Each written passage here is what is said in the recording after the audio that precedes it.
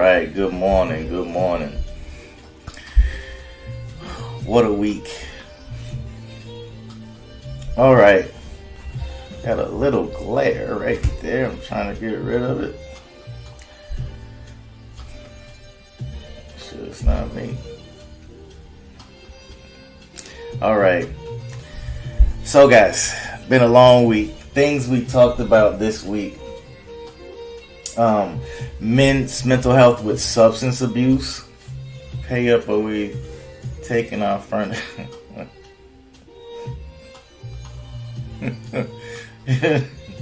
I can appreciate a good troll, man. That's funny. I don't have any of your furniture, sir. But this week we went over men's mental health and substance abuse, men's mental health with men with disabilities, men's mental health with splitting the bills 50-50. We did that. And we also went over men's mental health in the correctional facility.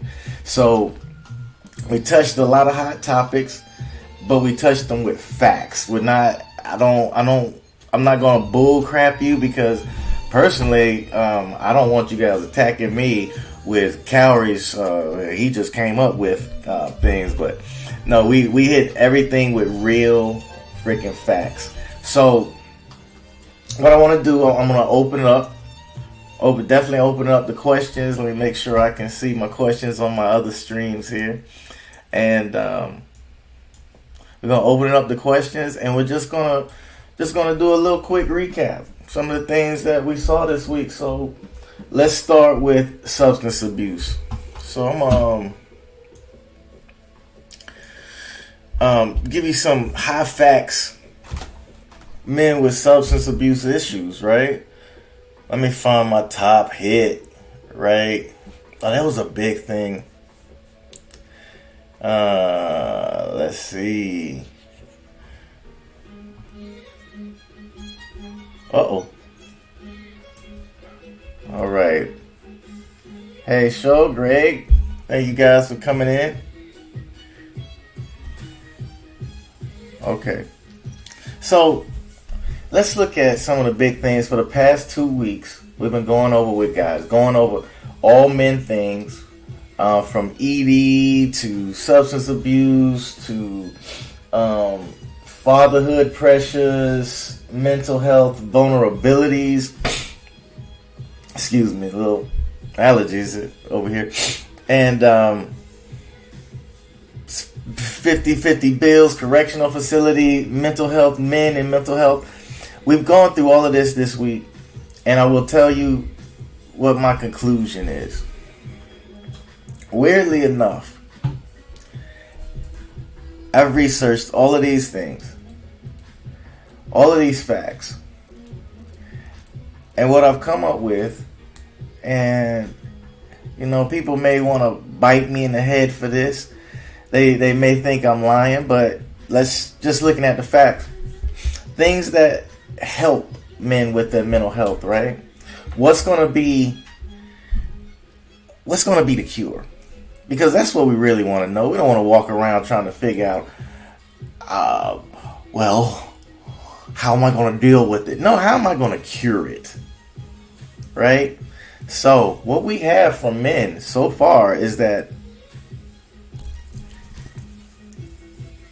whatever I find, when it comes to fixing it, men need love. Men need love. I mean, yeah, they may need some chemicals or things, but they need love. They need to work on their body. They need to work on their mind, and they need self-awareness. Those ingredients will help a man survive. Wherever he is, he can be in, like I said, the relationship issues, the vulnerability issues, the domestic abuse, the ED, the fatherhood, the 50-50. No matter where he is catching his grief or having his moment in this journey, That man needs love. Because he's based off of a man. I figured it out. We're based off of love. We want it so bad. And we'll replace it with so many things. And you guys, out here in the world, it seems like men want much. And they don't. Now, they go out and get much because it's one thing they want. They want the love. And when you're so hungry from love, you'll lick it off a cut glass. You'll lick it off a broken glass, man. And you have so many men out here with identity issues, so boom, that falls into the drug addiction and the substance abuse. Now, we also talked about in that substance abuse, it's not just that particular substance, or you can sniff, puff, and pass, but all of that those are the substances. But we forgot that substance is a bigger word. We don't really know definitions anymore in this generation. We make up words and expect people to understand it. Like, it's the weirdest thing. Now, let me tell you something when it comes to men and substance abuse. Men and substance abuse, substance use disorders are at higher risk for suicide, with substance abuse being a factor in approximately 40% of all suicides among men.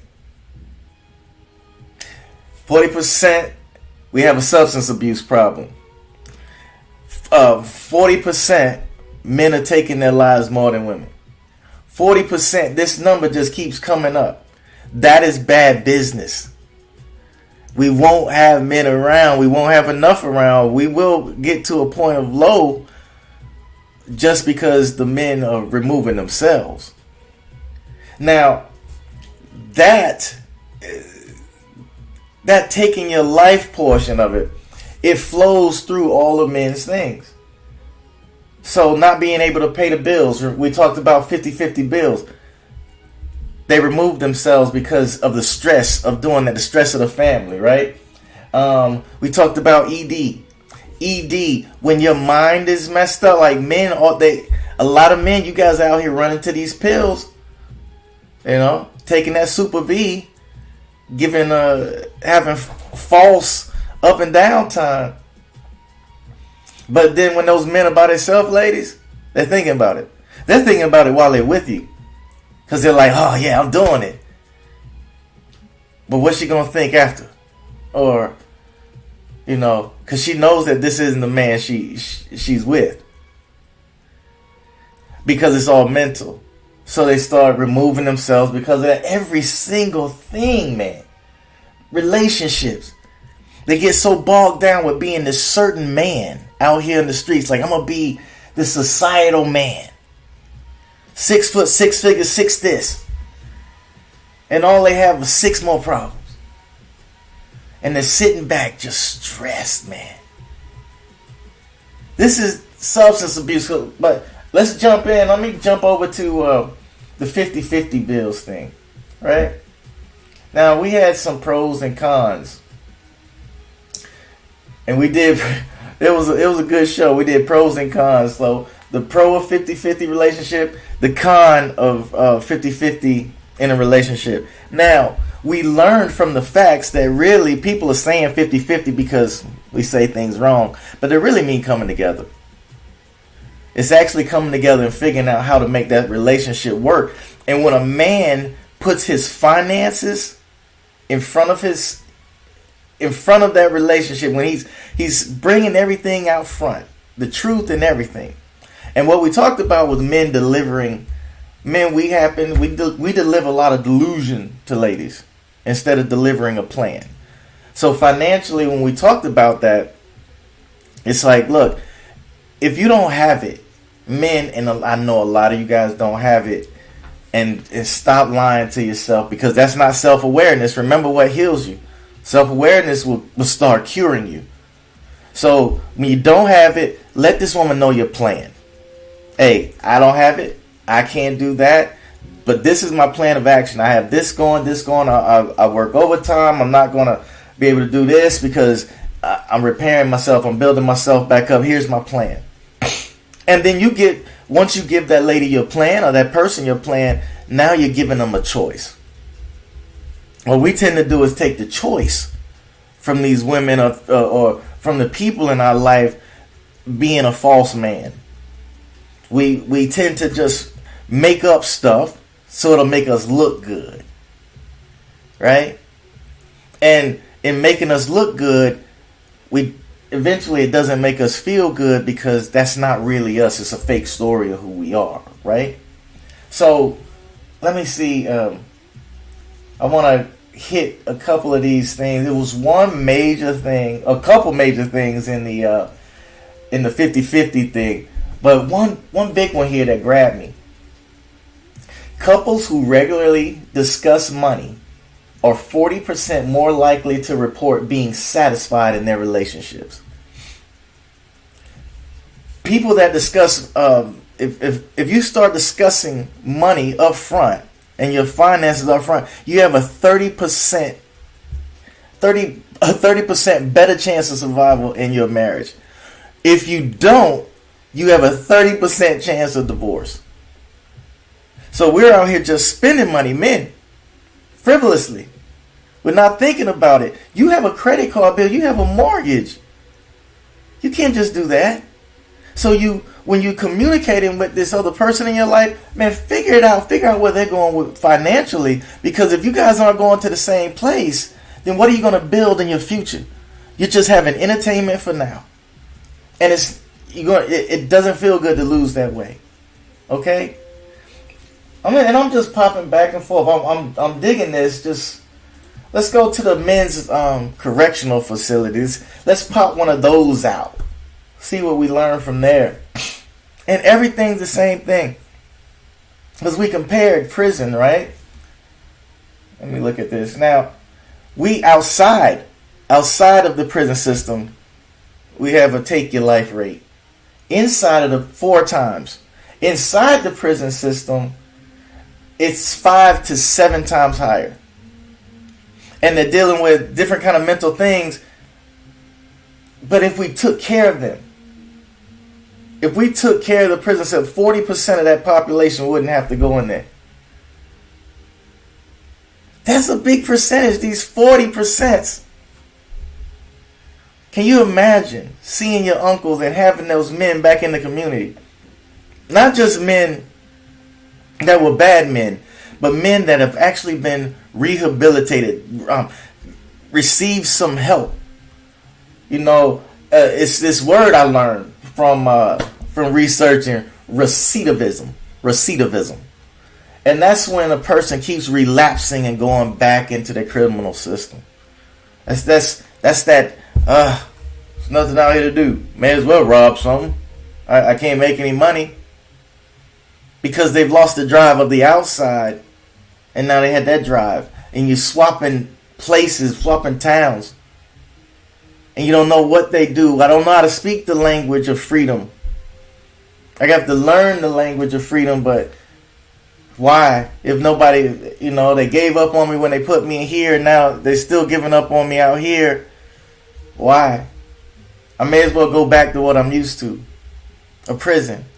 And we compared that with men mentally because of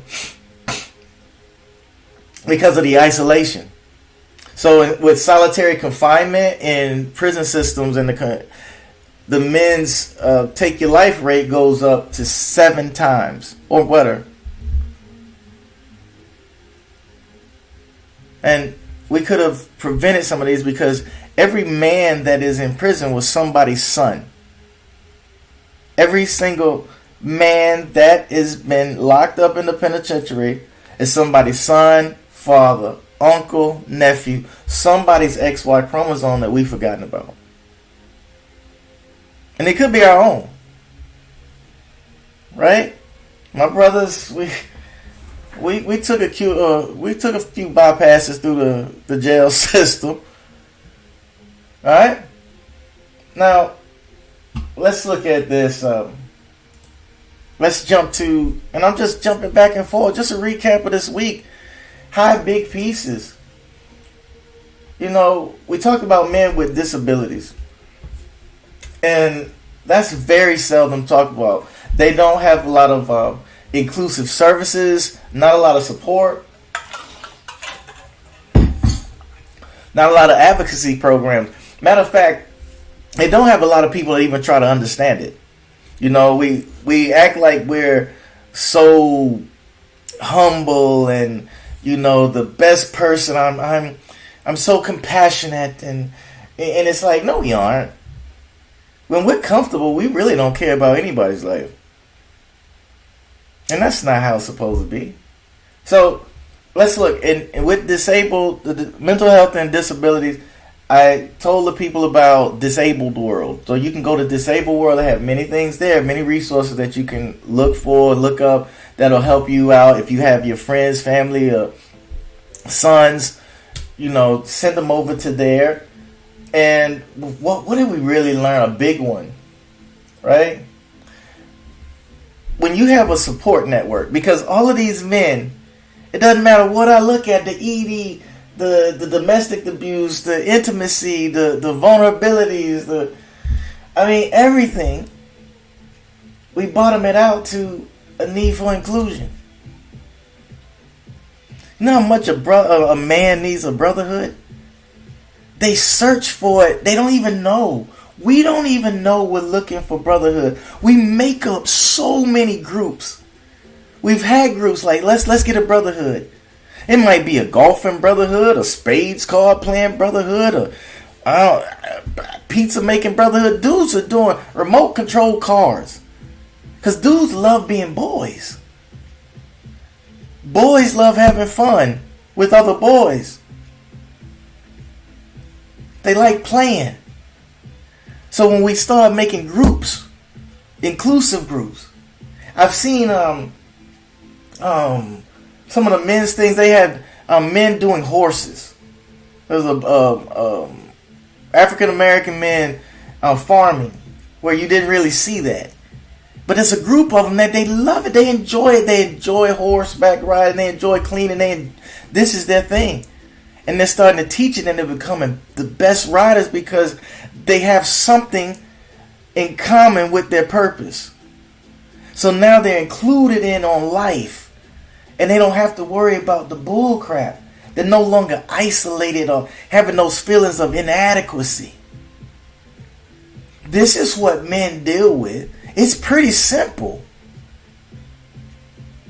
And then the cures are simple. Let's bring up your self-awareness. Right now, sir, let's just take this instance and keep it real. Men come to me because they're divorced most of the time, or some kind of female issue. Now, I try to stay focused on their mental health, but they're continuously focused on losing something inside a relationship or something with a female. For most, I'm just telling you what it is with me. It's the facts. And what do I find out?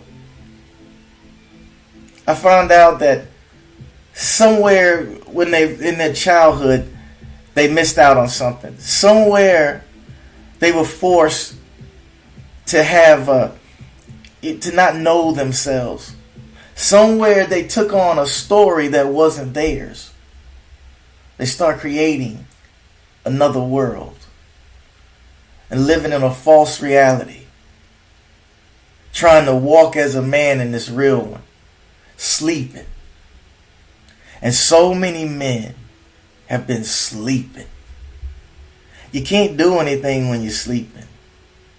And when you're sleeping, guys, you're dreaming about this life, and you're trying to make this happen. And when you wake up from your dream, the only thing that you find out is that you're older, your muscles don't work as good as they used to, you're slower, and people aren't listening to you. You feel like you have identity problems, and you've lost control because you're sleeping. And when you wake up in that old body and wake up in that chaos and that story that you've been living in, that bull crap lie, you feel inadequate. Because something about men, the world doesn't hide things from men. You know, we don't fall under the Freedom of Protection Act where it was old people, dogs, children, women fell under the Freedom of Protection Act. Men don't fall under that. We don't get to think. We don't not think about how we feel in front of it. It's been plenty of times, especially in my fat days. I was in shape and then I got fat. I just went through a depression, gave up on life almost. Feeling down. Everything I did felt like I was losing. Because I didn't know how to add. And we talked about that this week. People in life, people in this world, we have problems because we don't know how to add or subtract. We don't know numbers.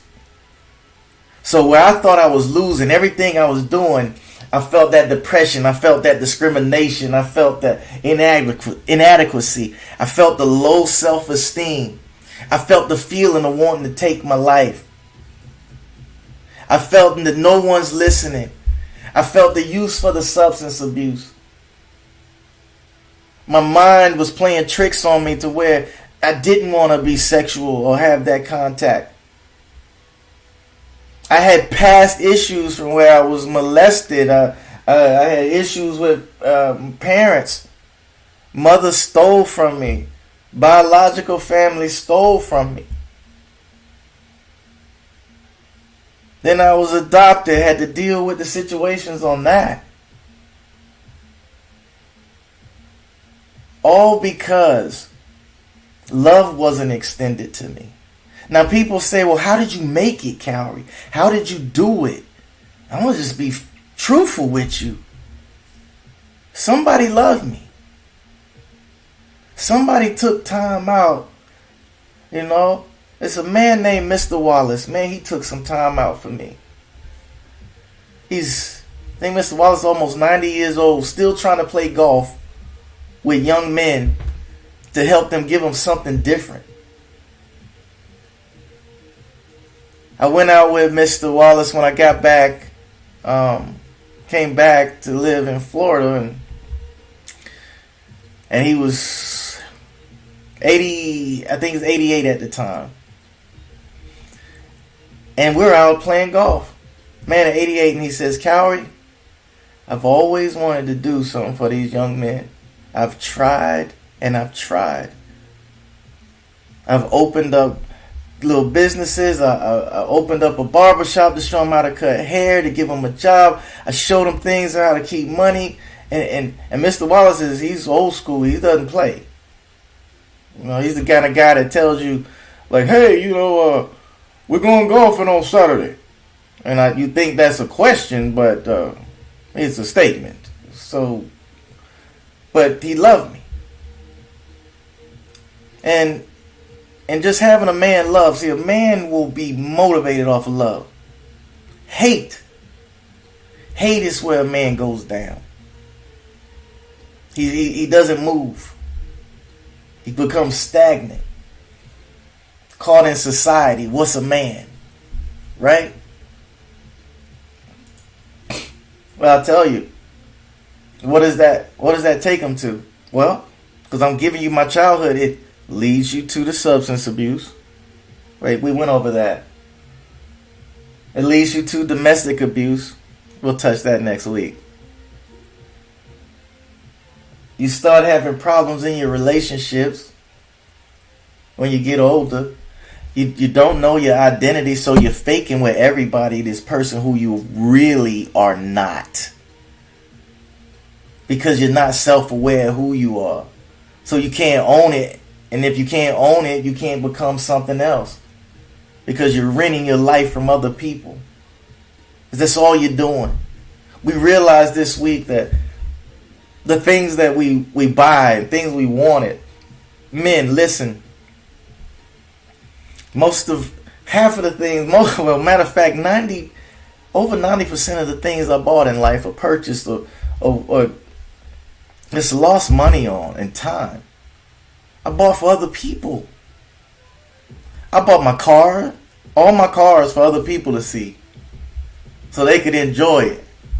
I went to work and bust my butt to pay the insurance, to take care of it, pay the car payment, pay the fuel.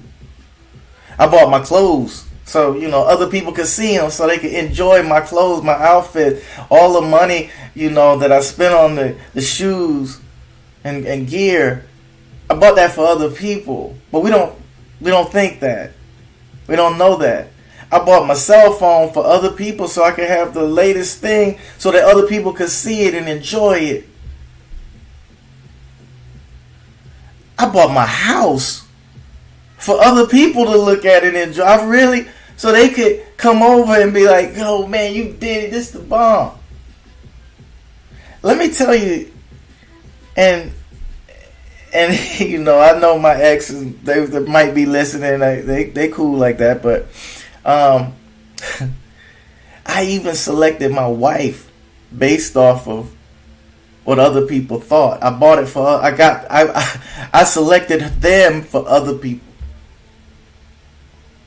instead of selecting the things that gave me value, that I saw value in. I saw value for other people in it. Hell, I even mowed my grass for other people. It wasn't for me. And now, when I'm telling you guys, like, look, we talked about ED, and I'm jumping back and forth around. But this is everything we covered this week. We talked about ED and what affects that ED. Mind. Half of you guys think you have problems, but you're making yourself problems because you're taking these pills, and the side effects are horrible. They're horrible. One of my friends, I can't take any of those enhancement drugs because they affect my heart. I could die. Right?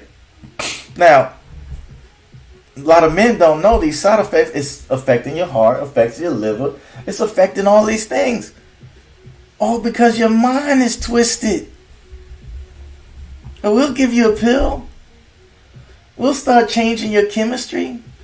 Why not? Right? Now, this is a fact from, about ED. Over 40% of men identify stress as a direct target, a direct trigger for their ED, highlighting the effects of life pressures on sexual health. And this is from the Journal of Sexual Medicine. This did not come from Kauri. This is not mine. I'm telling you where I'm getting this stuff from. These are real facts. So men, before you go out and keep taking these pills and those gas station pills, Bumblebee and Super D and make her think she got a free meal at Popeyes or something. Whatever the hell they calling these pills now. Stop. Get your mind right. Get your body right. It's the same course of action. Men don't. Our stuff is really simple. Become aware. Like, cause we don't want to become aware. We're just like, oh, something's wrong down there. Let me go to the gas station and get some honey make me do honeysuckle pops or some crap. Hit the bullseye. I was looking at all these things. I'm like, they don't know what's in this. One of my boys, he was like, man, I'm having this problem. I was like, dude, go to the doctor first before you start taking all those pills, because you don't know what's wrong with your body. You don't even know your chemistry. It's like, the reason I'm telling you this is because I can't take that stuff. But you don't know. And then you take it, and what do you lose? Because you wanted to have sex. You wanted to have your up and down time. Now you lose your family. Only 50%, let me see. Up to 25% of men experience side effects from ED drugs. 1 in every 4. So count your boys. If 1 in 4 of y'all are using, they even tell the guys. One of my friends, he told me that I can't use them. So he says like, hey man, they say stop taking the pills when you see blue circles. If you see, if you walking around and you just seeing blue circles, you've probably taken too many pills. You know, you got to come off. I'm like, what? Dude, you are willing to risk your life for 40 minutes of pleasure? Or 30? Not me.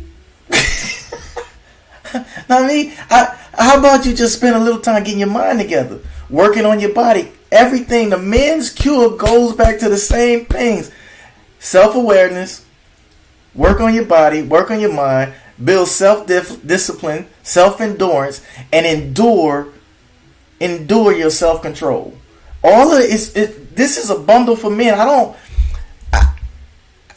If any therapist or psychologist are looking at it, challenge it. I challenge you to challenge it. I can give you all these drugs, or I can give you reasons to live. I can give you all of these drugs because you having problems with up and down time, or I can give you a reason to live. So let's just look. I can put you, because these are all the things we went through. We talked about mental health, men's mental health in the correction facility. I can put you in jail, or I can give you love. And you could be better. You can have another identity, own the real you. You can have ED, erectile dysfunction. I could give you Viagra, Cialis, all these pills, or I could give you a reason to be a new you. I give reason to love yourself. And even if that thing is truly broken, now you have become something new that somebody else can love, and they don't need to love that. Because you finally learn how to love yourself. Let's look at, what did we go over? Substance abuse. Okay, man has drug problem. What do we give him? Let's give him some self-awareness. Hey bro, you have a drug problem. This is what you're doing, blah, blah, blah, blah. And then let's give him some love. Flourish. Let's put some self-discipline, self-control, and endurance behind this substitute. Let's give him another habit, because we already know the problem. And then he flourishes. I don't know if you guys hear me. We have men's mental health, but the more I was talking to my boy Purpose, I was like, man, I said, man, I'm going over and over. I pull up all these stats and I pull up all of these facts and numbers. And what do I get down to? Men have identity problems, man. We don't even want to know who we are because we're letting the world tell us who we are. So then we might take some drugs to keep that. We want to keep that false reality going. So now we're living with artificial intelligence. It's an intelligence that we just made up out here. And then we sleep in it. Men will go on to sleep. And you're sleeping through life. You're sleeping through your journey because you don't want to feel it. You want to drink alcohol. You want to take the drugs. You want to sniff it away, snort it away, smoke it away. Because you don't want to feel it. You don't want to feel the pressures of child support. You don't want to feel the pressure of going to work every day. You don't want to feel the pressure of being a husband, a leader, a father. You don't want to feel the pressure and the weight of just being a man. Because you don't want to be you. This is the key. Helping a man become him. And walking in that authority of you. Not letting people say that your standards are controlling efforts. Your standards are standards. And that's what keeps you as the man you are. It keeps you from having the substance abuse, the domestic abuse, the ED. It keeps you from being a father stressed out, not being able to be vulnerable. It keeps you from having intimacy problems in your relationship. But we don't want to help these men with their identity. Help them with who they are. Show them where they're going. Like, bro, this is not you. Well, you don't know who I am? I don't. Because you don't know who you are. You've never showed yourself who you are. So how do we know who we are? How do we become into that promise? Because if I tell you right now, because you got to build it, right? There's a creation process that must happen. If I tell you like, hey, think of yourself in some brown pants, in the sun, the beach, on a yacht. You have on these fly shoes. Your jewelry is on point. Your cologne, man, you smelling better than any dude that's out there right now. Now, I gave you no specifics, but you saw the pants that you were wearing. You're like, yeah, these Gucci pants. I never said that. The yacht. Oh yeah. Oh, my yacht. Yeah, that's a 200-footer. I never said that. It's got the pool and stuff on the back. I never said that. I said your jewelry. You were like, hey, my Rolex, my this. I never said that. You created it. See, the thing is, you get to see. If I tell you, think about the perfect you. Think about the perfected you. Think about how his body looks. See him that perfected you. See him walking. See his talk, his speech pattern, how smooth he is. See his controlled emotional state. See the perfected you. Because people say, oh, you're not perfect. Well, if I can see perfection, then that means perfection has been created. And it's been created before me. So what's inside of me, the God inside of me, the Creator inside of me has created me, and I get to create me. So if I've already created the perfected me, why am I worried about trying to reach the best version of myself? Hell no, I'm past that point. We've transitioned from the best version of ourselves into the perfected version. That's the version you want to see. That's the version you want to show everybody because you can create it. When I sat there and my doctor, thank God he was a good doctor. He was a friend of mine. But when I went in to see him for testosterone, because I didn't have the energy. I'm like, man, and then I'm looking at TV late at night, so I'm not getting any rest. And I see the testosterone pill, you can be the man. So I want to be the man. But I go to my doctor, he's like, Kauri, you're fat.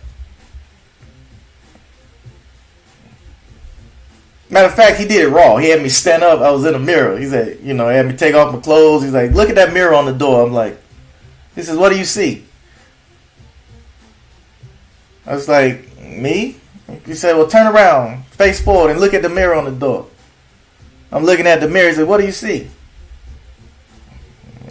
He goes, look, let me tell you, I've done my diagnosis from the mirror, and me and the mirror say that you're fat. You're fat, Kauri. And I'm like, oh, you're a doctor. You're not supposed to say stuff like that. What school did you go to? Why did you, what? You just gonna roll up and call me fat? Yeah, yeah. And that's when I found out. I said, well, doc, the man on television said that I could get some testosterone and I'll be the man. But I thought I'd come to you and check on it. He goes, yeah. He goes, Kauri, look, do you know if you work out, your body builds natural testosterone? Yeah, if you do something, because right now you're tired and you're weak and you don't feel like you have enough energy because you're carrying an extra 60 pounds on your body that's not supposed to be there. 70, right? You carrying your burden. You're carrying your death. You're carrying the future you, because the future you is like, dude, now we sitting here in isolation, not doing anything, playing video games, and trying to take some testosterone, hoping that it'll boost us so we can hit AB faster. It took somebody bringing me to some self-awareness. Letting me know, like, hey, Kauri, you fat. And people don't want to hear that. They like, hey, no, I'm big boned. I'm a part of the big boned family, and in my family, DNA has big boned. It's big bone. That last little thing on the bottom, that's a big bone. People, that's what I thought I would say. You know, no, it's just same size bones. I just had a big ass. That was my problem, right? Now, on top of him clowning me, right? Like calling me fat, he's like, hey, look, this the deal. How do you think your sexual life will be better if you work out? Do you think you will have more energy? Because now he's getting me to think. One of the best doctors I ever had.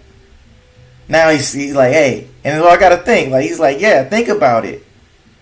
Would you want somebody laying up on you with, look in the mirror? Would you want, I'm like, dude, why are you doing this to me? He's like, Kauri, look, I'm just saying, you're a great guy. You weren't like this when I saw you. 3 years ago, you were good. You were great. Now look at you. Your blood pressure's high. You're fat. Look at your body. You used to have confidence. Now you don't feel good about yourself.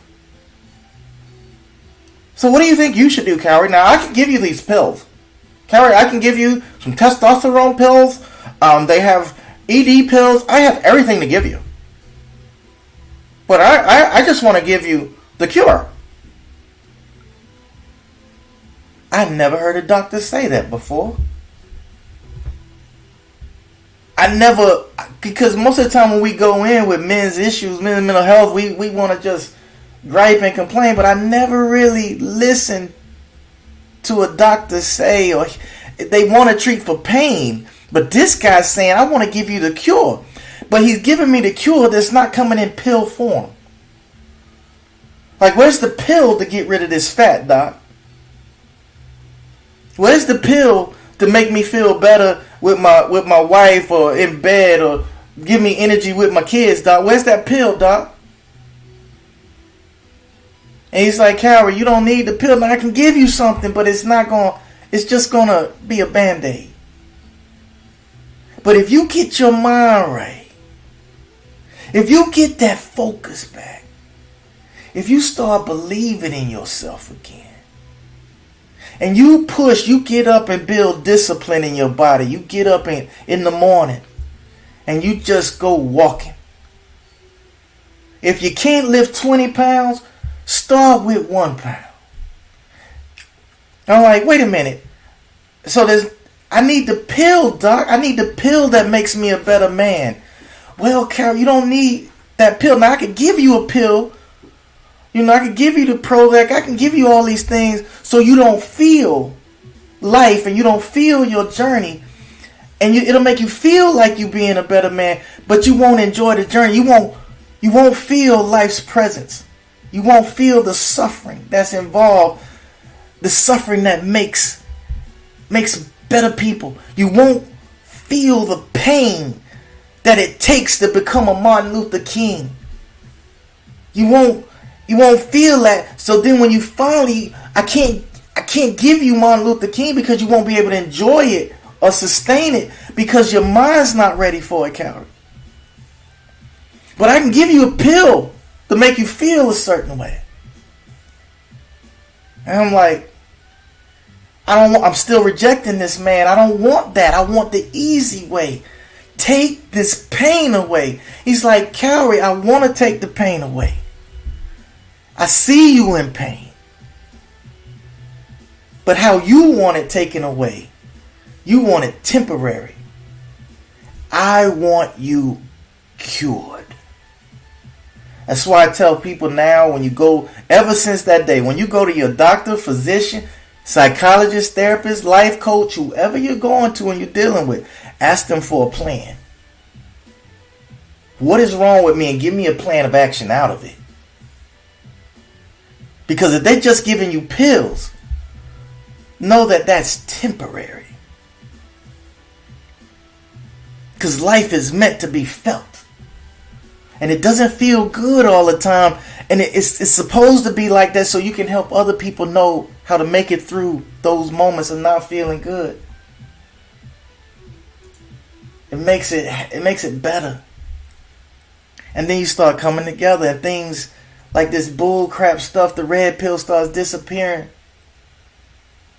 Because people are starting to love one another and respect the woman for a woman and a man for a man. They start securing each other. A woman securing a man and a man securing a woman. They do it both now. It's a synergy instead of a separation. You wonder what a good men are, ladies? A lot of them are faking who they are to find you. A lot of men are so caught in not knowing who they are. They're doing anything to find love. Even myself, I had to change the way I speak to men. Because I was harder. I was coarser because you're a man. You man up. I was in the military. I was tough. I'm a fighter. Black belt. Just fight. I'm tough. I had the heart. Got that lion inside of me. And I thought that lived in everybody. And it doesn't. That lion may not live inside of your son. He may be meant to just be an eagle and soar. He may not be meant to be a lion and roar. And we put things on men to change their identity, and they're going through so many issues and crises. And when they don't know who they are, they can't be anything for you. They can only be temporary. The more we show men who they are, they won't be temporary. We won't lose them.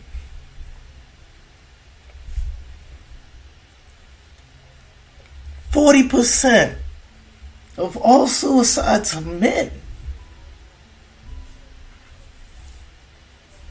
And it's emotional because I've lost from that. I have numbers.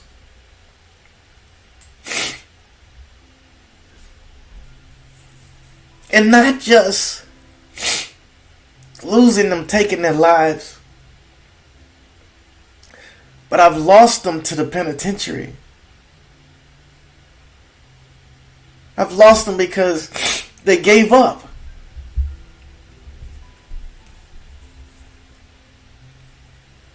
I got a buddy right now from my... I started a suicide group about 5 years ago. And one of the guys, he was doing so well. And his mother would poke at him. He had to move back in with his mother as a grown man. He's 30. They were younger. All of these guys were below 30. I think the oldest one was 31. And this guy, he got so angry because of his girlfriend and the breakup and the fights that he handcuffed himself to a toilet and he was cutting his arm off.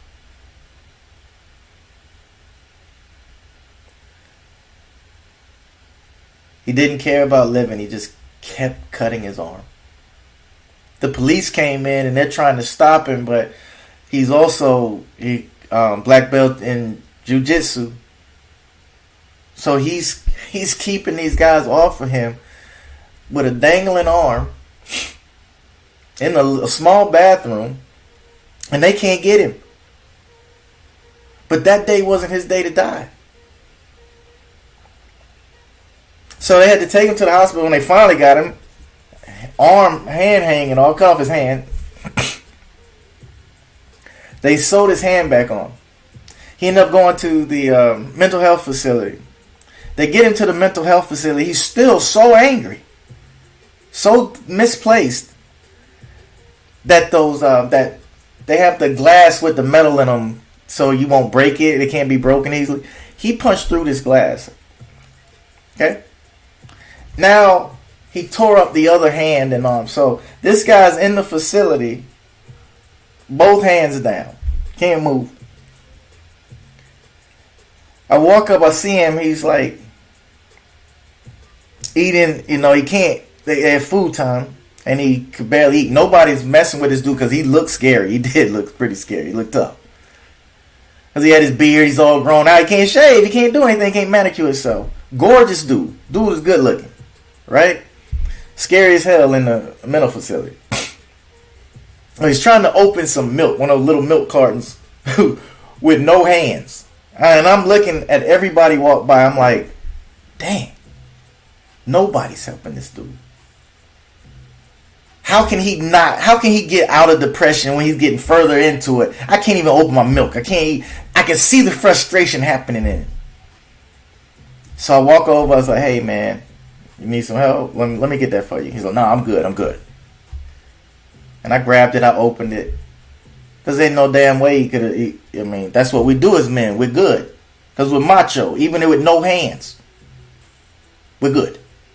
You're not good. Open up his milk. Drink it. And work with this dude. He was good. And he fell out the fold. He stopped coming and calling. He started living his life. He stopped, He even got to a point where he was functional with his medication and how he took it. He was just good. Got caught back into that process. Didn't know who he was. Got caught with another lady, and she left him. Broke his heart. Just all of a sudden, poof, just disappeared. Went from super love and poof, disappeared. Now with that love from her, he was flourishing. He had the gift. He had what from me, and then that love from that woman. He took off. When she took it, this is when the bad stuff happened. He started going downhill. And I'll fast forward what happened. He ended up, and like I said, his mother used to poke him. I would be at their house, and he'd just poke. I was like, oof.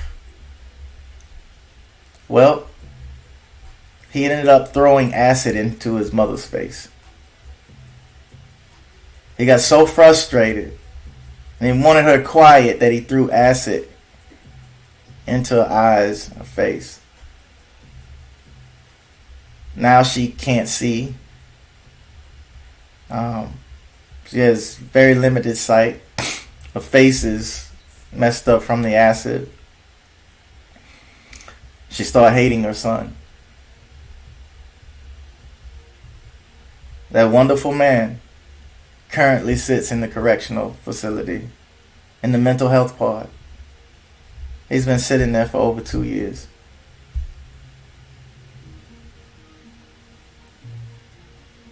And I get calls. He had hope to get out.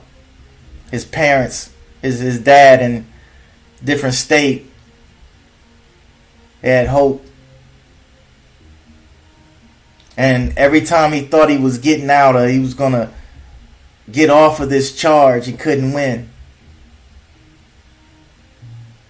And in this awareness, there's an awareness that the reason I'm telling you this story is that I had to talk to him and tell him like, yo, dude, you got to think, you did this to your mother. How can she not be mad?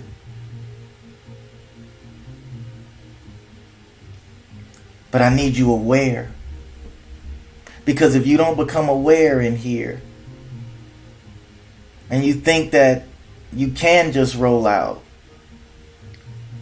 when it's taken away from you, it'll really crush you then. So I had to do everything, go back and reestablish his original identity again. But this time, he's behind bars. And you can only do it for so long during a phone call. He uses his free phone calls to call me. We don't really think about these things. And that's why I did the men's mental health and the correctional facility, because I've actually been there. You guys don't understand. Kauri has been there. I'm not just telling you bull crap because that's what makes me different. I've had the experiences. Did I want them? No, sir. Are they mine? Yes. They're mine now, and I make them valuable. But that young man was freaking awesome. He is awesome. And he's alone. Isolated. And I don't know if you guys have ever been into a mental health facility. It's loud. It's noisy. It's chaotic. They don't have certain items. They don't. I mean, even soap. They don't have mirrors. One of the ladies, she's in my group, she was in there, and she was begging the ladies for a tampon.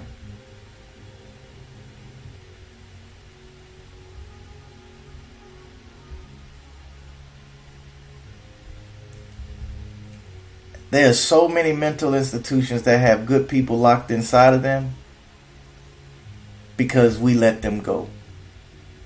We said that they didn't fit into our day, not into our life. We didn't help them. We didn't reduce any resentment.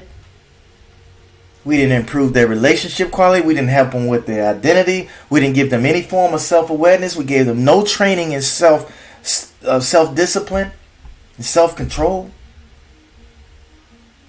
And if some of you are listening, doesn't that sound like your sons that are in your house right now?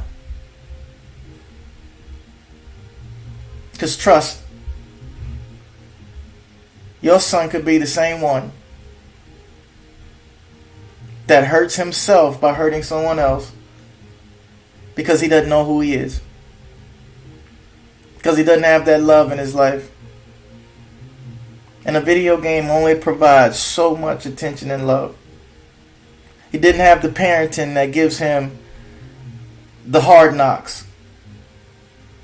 He waited and let the world give him the hard knocks. And Kauri hits harder than you. The police, they hit harder than you. And Bubba inside the correctional facility, he hits harder than you, mama, daddy. I was that man. And I've seen so many. Yes, when you get inside of that system, you're treated worse. And when you get inside of a psychiatry system, state system, and any of those things, you have no rights at all. You can't even call an attorney. You can't even make a phone call to your family. That has to be given. But your family, because I've been outside as well with the family, and they're like, we support them. Oh my God, I'm so glad they're there. Oh, if it wasn't for that place, oh my God, he needed it. Well, don't you guys need it? Aren't you the same people lying to yourself? Because a lot of times people snap because they realize their story. But if you realize your story is fake and you wake up and we can say, hey man, you're older now. Yeah, you have gray hair. You're a little atrophy. You can't move your muscles because you've been sleeping for so long. Well, Kauri, why do my eyes hurt? Man, you've never opened your eyes before. So your eyes are hurting because you're finally seeing life. You're seeing and feeling for what it is. Kauri, why do my muscles hurt? Man, you haven't walked anywhere. You haven't walked your journey. Your legs hurt because you haven't moved. Your arms hurt because you haven't lifted up anything with the struggle. There's your pain. Oh, Kauri, how do I end the pain? You got to stay up. But if I go back to sleep, I don't have to feel it. If I take these drugs and they put me to sleep, I don't have to feel it. If I get some good up and down time from this girl, I don't have to feel life. But you will wake up. It's just when you do. Are you going to wake up old? Because there's a lot of people waking up in their 50s. I see it online every day. All these fake ass relationship crap online. And they're waking up 50 and 60 years old. Man, I probably should have did this. I probably should have been better. So they're waking up. Or you have the ones that are still asleep. Yeah, Kauri, I'm on social media. I've been on TikTok for 16 hours. Man, we killed it on TikTok. How you killing on TikTok for 16 hours? You sleep. And then when you get off of TikTok, now you wake up like, oh shit, I gotta go to work. I have bills to pay. Oh, what are those? Kids? Those are my kids and children. What is that? A husband? Oh, that's my wife? I've been playing this game. Those are my children? Man, I was sleeping over here. Man, my children, I've been playing these games. Man, when I saw him when he was 6 years old, now my kid is like 13 years old. How did he get so old with me playing these games? Ladies, I got a 17-year-old son, 18-year-old son now that doesn't know how to live life. I've been out here chasing fun. But I forgot that I was sleeping over here at the club. I was sleeping over here chasing this dude or this woman. This car, man, to get this woman. I was chasing all of this stuff instead of chasing the future of my family. Because let me tell you, nothing can prepare you for when you're looking up at your people from a hospital bed. You see, I want to let you know because I've been there many times. The last time I did it by myself, there was no one there with me. There was no one in the hospital room. No one to tell the nurse to help me. They didn't bring me water for 3 days. I stayed in the same underwear for 5 days. No bath. No wipe off. I didn't eat. So let me tell you how important people and family are that can change your life. I almost went down in the hospital. And I'm mentally strong. I was going down every day. And then all of a sudden, because I was really bad off the first 2 days, when I finally started coming to light and get my brain, the pain started going down a bit, I realized that I'm in the same room that my father was in when he died. I didn't even know. Now I had to deal with that. I realized I hadn't mourned my whole life. I just had guys dying around me, family, friends, everybody. It's always been an emergency. But for some reason, God took my cell phone. So I didn't have anybody to call, and I didn't know any numbers for anybody to call. There was nobody from TikTok in my hospital room. There was nobody from Facebook, nobody from Instagram, nobody from Rumble, Snapchat. Nobody was there in that hospital room. No dogs. No dogs got me any water. The dog didn't bring me any underwear or clean clothes from home or any food. See, there's 8 billion people on the planet. You cannot replace humanity. The only thing we're replacing humanity with is AI and computers. There's 8 billion of nothing. But now we're replacing. I was hurting. downhill. And I'm trying to let you guys know, look what happened to me. Sitting in the hospital alone. Good shape. Feeling good, smelling good. I went to the hospital smelling good. When I left out of there, I was embarrassed for people to even be around me. I had to peel the underwear off of my skin.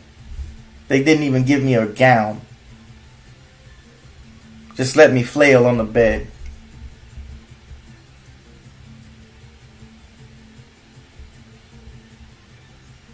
But when my father was in the hospital, there was a difference. I was there. He had support.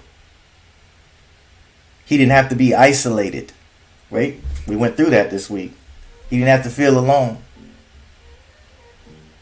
He didn't have to worry about substance abuse because I was his substance. And if you don't believe me, I have videos everywhere. You can go back and look at it. I filmed it. Because I refused to die with my father. I chose to live with him. And I live with him now. But I had to give him some motivation, which wasn't me. It was the love from me. And I'm so glad I was able to do that. And sitting by myself in that hospital room with no one, nobody, and I could have died. I was in really bad shape. Even when I got back home, I couldn't use my arm. I thought I was going to lose it. They talked about having surgery and like, hey, Kauri, you're probably going to lose your arm anyway. This one, the one I'm moving. Because I lost enough to learn how to love myself enough to build up. And through that process, I started thinking and becoming the perfected version of me. I don't want to be the best version of myself. I want to be the perfected one. Because I see that man. I know what he looks like. I've created him. And right now I'm going to make those particles become matter. And what becomes matter, I'm going to make matter. I will create. And you can create the design that you want to be in. You want to create a design of depression? That's what we're going to get. Create a design of lying? That's what you get. So, man, we've been on for a while, longer than I thought, but this is a weekly recap. So I'm gonna just, in my conclusion, the cure, man, you got to get your body right. Men, start with self-awareness. Know your place. This is where I am. This is who I am. This is my skin suit. It might not be the most attractive skin suit. This skin suit may not have the biggest bank account. It may be locked up in prison. It may have identity problems. It may have bad childhood and childhood trauma. It may have relationship stress and relationship trauma and divorce trauma. But it's mine. And I can own it now. I'm not embarrassed. Self-awareness, self-discipline, self-control, and endurance through all of it. Once you're aware, now you have an identity. That is your real driver's license, self-awareness. Because then you can start telling people who you are. Like, hey, you like strawberry? No, I don't. I don't like strawberry. Yeah, eat it. No, I'm not going to eat it. And here's a gift. Healed people. You can write this down. You probably take this with you for the rest of the day. You know how you really know somebody's done the work and they've healed, they've pushed themselves? When they learn how to say no. Because yes is easy. But no is a command word. That means I'm standing my ground and I will not. No is a standard word. This will not go down. Learn how to say no to yourself. No, I will not sit around on my butt and do. No, I'm not going to play video games all day. I will set an alarm and say, look, I'll give myself 30, 45 minutes, then I'm up. I got to move my body, because if I'm sitting here depressed, not doing anything, but know what my future me looks like. I know what the perfected me looks like, but I'm not going to make that matter. I'm just going to keep it particles in my brain and complain about it. I don't know why I'm like this. I don't know. But we have those people. I was one. So it takes winners to give hope. Because hope is never enough. It's just a starting point, but sometimes that's just enough to get a person up and moving and keeping them here around on this earth because you love them. But really love them instead of just saying you do. Take time out, call them. Or, I'm going to give you this rundown again. Correctional facility. Splitting bills because we don't have family anymore. Disabilities, just ignoring people. Non-inclusive. Substance abuse. Domestic abuse. ED. Parenting pressure. Relationship vulnerability. The cure, fellas. Learn yourself. Know yourself. And own yourself. Stop renting yourself from other people. You don't have to do that. So you guys I'm going to wrap it up. I got to hit the bricks. You have a wonderful day. I thank you all, everybody on the other platforms. Facebook, YouTube, Snapchat, Insta, Twitter. Thank you. This has been a crazy 2-week run. I have learned so much myself, numerically, numbers. Linda Johns, thank you for telling the truth. Oh, thank you so much. People will say they love you and never spend time. That is so true. That's Linda Johns. Linda, she nailed it. You know, I give one more nugget. Then I'm out. This is a good nugget. I had a lady, she said, Kauri, don't you want to fall in love? Don't you want somebody to be in love with you? And I said, I used to. But then I discovered how strong want is. When you want something, you don't stop. You go get it. Because something inside of you, the love inside of you has created something even more formidable than love. Want. I want somebody to want me. Because want is just a little bit more push than love. I've had many people say they love me and walk right out of my life. But the ones that want me, they're still here.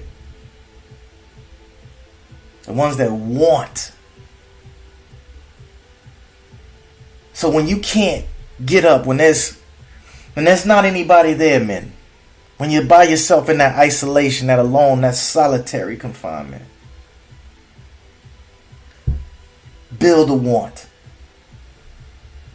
Because we men, we need love, but we are love. But we have to build the want. Put that want in your head. I want it. I want freedom. I want life. I want the perfected me. And when you want it, you go after it with the love inside of you. Love fuels that want. But want drives you. Look at it. Ask anybody. Any professional athlete. Why'd you do it? Because I wanted it. Long-term relationships. How did it last so long? Because I wanted it. If you want to go to your Bible, that book, Samson, he said, go get her. It's the want.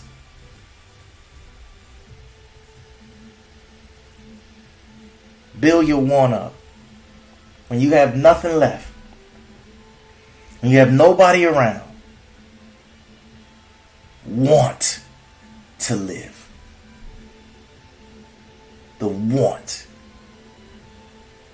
What do you want? I ask that. Anybody that knows me, you've heard that 1,000 times. What do you want? You go after that. You have problems in a relationship? What do you want? Not what you think you want, but what do you really want?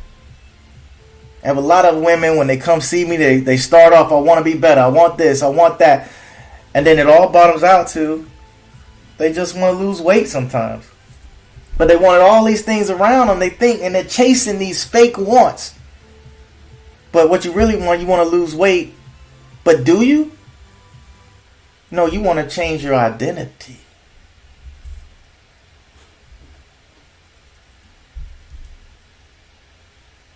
Work on the want, and you'll have your cure. If there's any therapists and psychologists that are in here, and you just heard that, I gave you the cure. That's how I deal with my people, and they flourish. I don't need to worry about all the bull crap. I need to find out what you really want, because you'll bend metal for that. All right? Even your children, find out what they want. They really want. Now you have something to use as fuel. And love will fuel that. So, much life, much love. Believe that. This was Friday's recap. I enjoyed this week. I'm exhausted. We just finished the women's conference with Self-Improvement University, Purpose and Resilience. Please follow him. We just finished that out. So we're all tired. This weekend I'm gonna take a break and we're gonna do some revamping. Get some things out to you guys. I'm preparing for the men's conference that I'm gonna have in June. Man, it's gonna be so good. This is one of the best things I've ever done, and I've never written anything like this before. It's clean. So, men, you can go ahead and sign up. We're gonna have 360 Discipline open in Facebook, and women, if you have a man, son, or boy, child, I'm letting women sign up with man children. But if you don't, I'm trying to help the men and help these boys out here, because we're the cure. We can fix this. We just have to get better and know ourselves. So, but let's enjoy life. I will see you guys later. Have a beautiful weekend. I'm going to sleep at some point this weekend, and then I'll be back at it, fighting for you, giving a safe space for men, and showing people who they really are. Doesn't matter if you're rich, broke, ugly, white, black, Asian, whatever. You were selected to be you. You are the most beautiful thing that you get to create in your lifetime. Just run after that perfected you. Have a great day, guys.